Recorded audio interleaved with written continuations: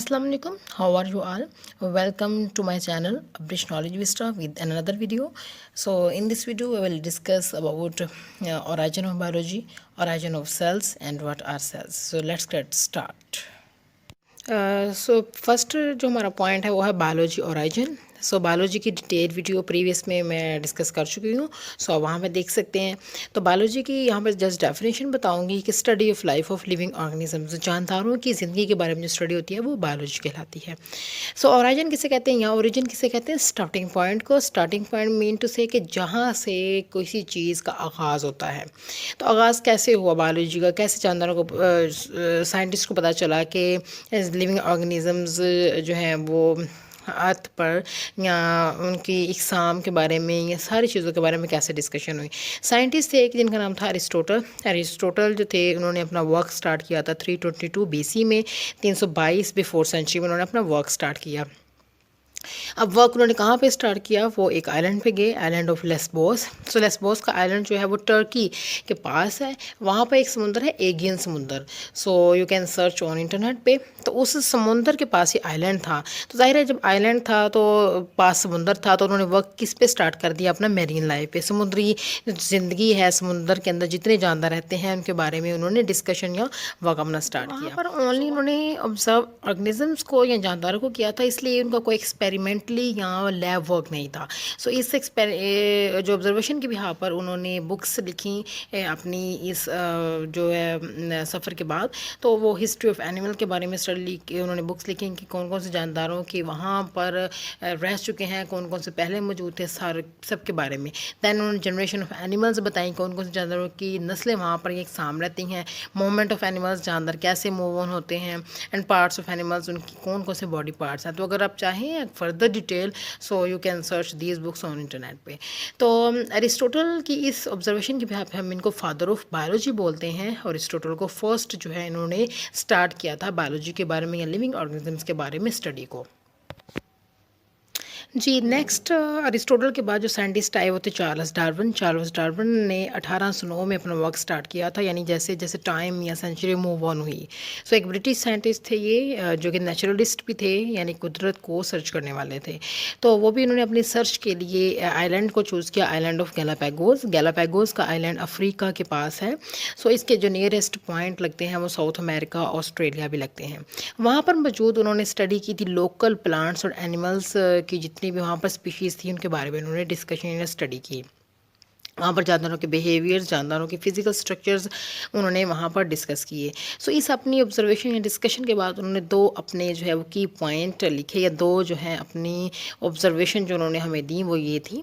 First one evolution थी। Evolution कहते हैं ये बायोलॉजी की ब्रांच है। एवोल्यूशन मतलब the changes in the body of organisms with time, the slow changes जो है in the body of organisms with time. तो ये एवोल्यूशन बहुत स्लोली चेंज होता है।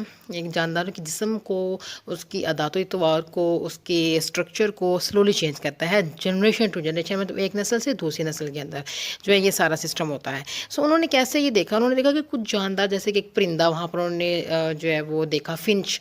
तो वो जानदार जो गैलापागो आइलैंड पर रहता था परिंदा, और दूसरे अदर जो नियरेस्ट आइलैंड थे साउथ अमेरिका और ऑस्ट्रेलिया के, तो वहाँ पर जो परिंदे थे उनकी जो बीक थी, उन्होंने जस्ट अगर फॉर एग्जाम्पल हम एक बीक को देख लेते हैं। बीक उन्होंने देखी कि एक परिंदे की बीक जो है वो बहुत ज़्यादा नुकीली है, एक की बहुत मोटी है, एक की नॉर्मल है। तो उन्होंने देखा कि ये ऐसा क्यों है।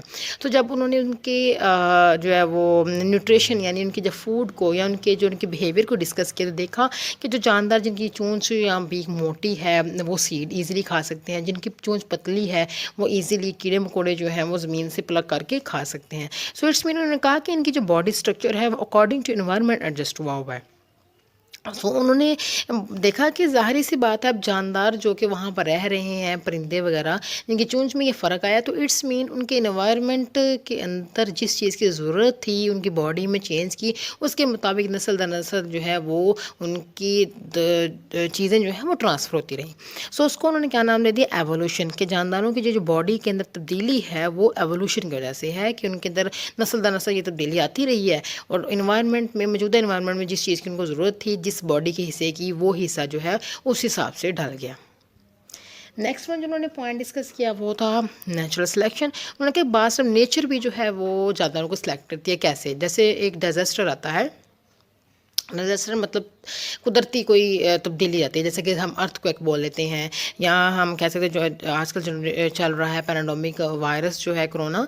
सो ये दीज आर नेचुरल डिजास्टर है। तो इसमें जो जानदार फिटेस्ट होंगे, जिनकी इम्यूनिटी इम्यून पावर स्ट्रॉन्ग होगी, जिन जानदारों में, वो तो जाहिर है इस डिजास्टर को फेस ऑन कर लेंगे और उसके अगेंस्ट लड़कर अपने आप को फिट जो है वो होते हुए इस सिचुएशन से आगे गुजार लेंगे। लेकिन जो जानदार इस सिचुएशन में मूव ऑन नहीं कर पाएंगे तो वो जाहिर है उनकी जनरेशन ख़त्म हो जाएगी। तो चार्ल्स डार्विन ने भी यही देखा कि जो जानदार जो है इन्वायरमेंट के अंदर फिटेस्ट होते हैं, सबसे ज़्यादा जो अपने सर्वाइवल के लिए लड़ सकते हैं, अपनी खुराक के लिए, अपने शेल्टर के लिए लड़ सकते हैं, तो वो तो उनकी जनरेशन मूव ऑन हो जाती हैं। तो जो नहीं लड़ सकते हैं उनकी जनरेशन ख़त्म हो जाती है। जैसे कि हम एग्जांपल ले लेते हैं एक डायनासोर। डायनासोर पहले हुआ करते थे, अब नहीं है। अब क्यों नहीं? क्योंकि उनकी जनरेशन जो है वो ख़त्म हो चुकी है, उनकी जनरेशन एक्सटिंक्ट हो चुकी हुई हैं। एक्सटिंक्ट क्यों हुई हैं?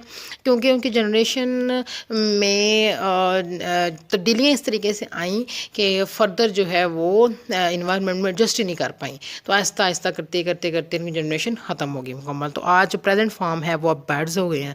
इसी तरह उन्होंने कहा है कि एवोल्यूशन को अगर हम देखें कि जो मौजूदा ह्यूमन है वो कहाँ से इवॉल्व हुए हैं, साइंटिस्ट के according evolve from apps. Apps कहते हैं मंकीज़ को। तो मंकीज़ में भी तब्दीलियाँ नस्ल दर नस्ल नस्ल दर नस्ल आती गई तो मौजूदा ह्यूमन बन गए।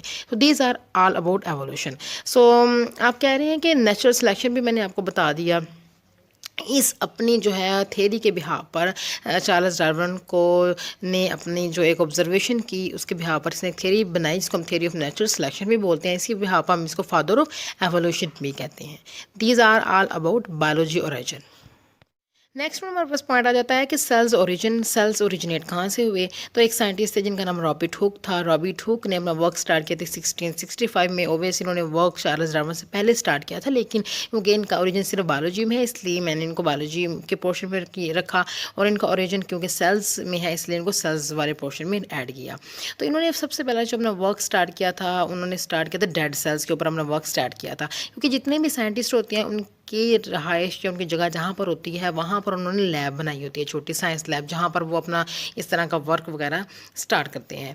तो रॉबिट हुक ने भी अपना लैब के अंदर वर्क स्टार्ट किया। तो उनके पास माइक्रोस्कोप थी। माइक्रोस्कोप एक ऐसा आला होता है जिससे हम छोटे छोटे जानदारों को, बहुत छोटों को भी देख सकते हैं।